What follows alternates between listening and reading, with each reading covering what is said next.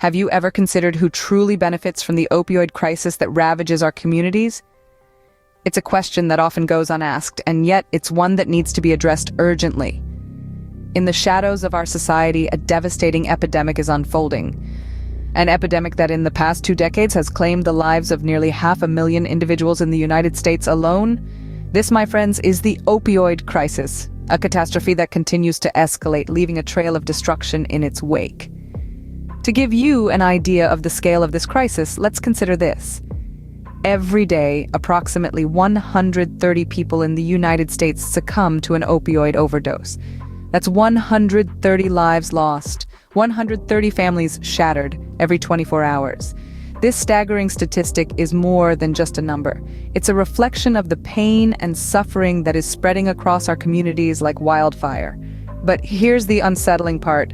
While our communities suffer, there are those who are profiting from this pain. Yes, you heard it right. The opioid crisis, as bleak as it is, has beneficiaries. People and organizations that thrive in the shadows, exploiting the desperation and vulnerability of those caught in the grips of addiction. Who are these unseen beneficiaries? They're closer than you might think. They are the puppeteers pulling the strings behind the scenes, the ones fueling the fire of this devastating epidemic. They are the silent enemy, lurking in the shadows, profiting from the pain and suffering of countless individuals. As we embark on this journey, we'll delve into the intricate web of this crisis. We'll expose the unseen forces that are profiting from this epidemic, and we'll shed light on the dark realities of the opioid crisis. It's a grim reality, but it's one we can't afford to ignore. It's time to pull back the curtain and expose the truth.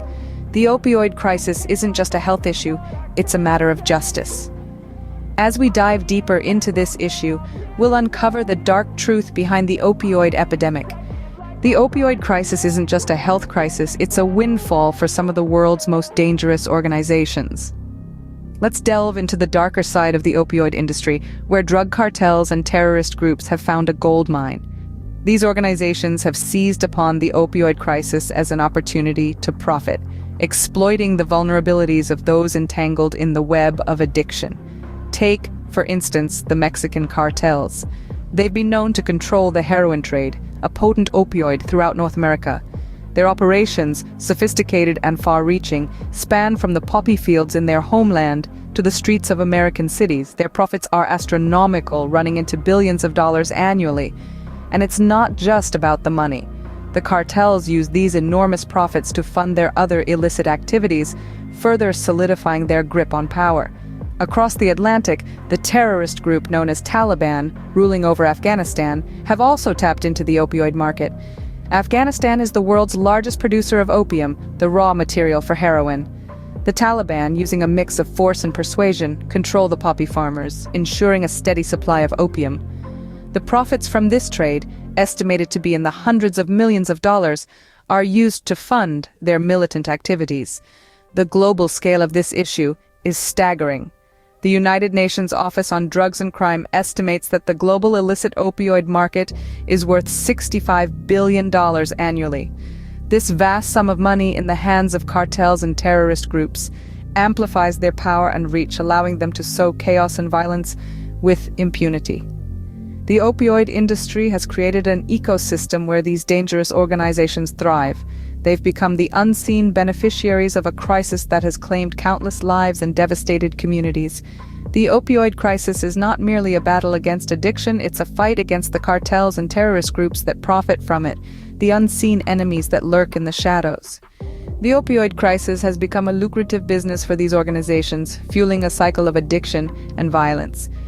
The opioid crisis isn't just about addiction, it's a trigger for violence and bloodshed. In the shadowy underbelly of society, where the opioid industry thrives, a brutal and bloody war rages. This war isn't fought over territory or political ideology, but over control of the lucrative opioid trade. The combatants in this war are the drug cartels, notorious for their ruthless tactics and unyielding grasp on the drug trade. Imagine a world where violence is the currency and power the ultimate goal. In this world, the cartels reign supreme. They rule with an iron fist, meting out brutal punishments to those who dare to cross them. Their methods are cruel and calculated, designed to instill fear and maintain control. For instance, imagine a small town nestled in the heart of an area controlled by a cartel. The residents live in constant fear, knowing that at any moment, their lives could be turned upside down by the violence that surrounds them. The local pharmacist, a man respected and loved by his community, makes the fatal mistake of refusing to stock opioids supplied by the cartel. His punishment is swift and brutal. He's gunned down in cold blood, a stark reminder to others of the cost of defiance. This is but one example of the countless acts of violence carried out by cartels in their quest for control over the opioid trade. They're not just drug dealers, they're warlords ruling over their territories with an iron fist. Their violence isn't random or senseless. It's a calculated strategy designed to maintain their stranglehold over the opioid industry. But beyond the bloodshed and brutality, the real tragedy of this violence is the impact it has on society. It's not just the direct victims of cartel violence who suffer. Entire communities are held hostage by the fear and instability that the cartels bring. The opioid crisis isn't just a health crisis. It's a security crisis with far-reaching implications for society. The violence that surrounds the opioid industry is a stark reminder of the human cost of this epidemic, a cost that goes far beyond addiction. It's a cost measured in lost lives, shattered communities, and a society living in fear. How did we get here? How did the opioid crisis become such a pervasive problem?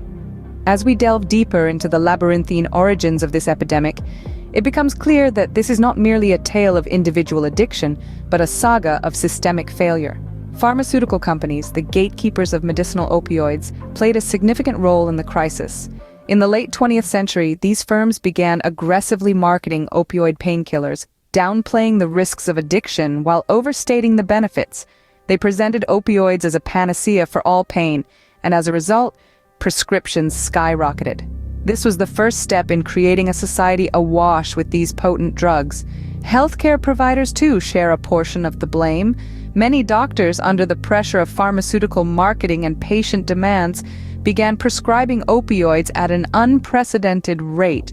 Rather than exploring alternative treatments, they often opted for the easiest solution, a prescription pad. This overprescription created a surplus of unused pills, which often found their way into the wrong hands. Government regulators, those tasked with safeguarding public health, also faltered. Despite mounting evidence of the dangers of opioids, regulatory bodies were slow to respond. They failed to adequately monitor and regulate the pharmaceutical industry, allowing misleading marketing campaigns to continue unabated. This lack of oversight and enforcement allowed the epidemic to grow unchecked.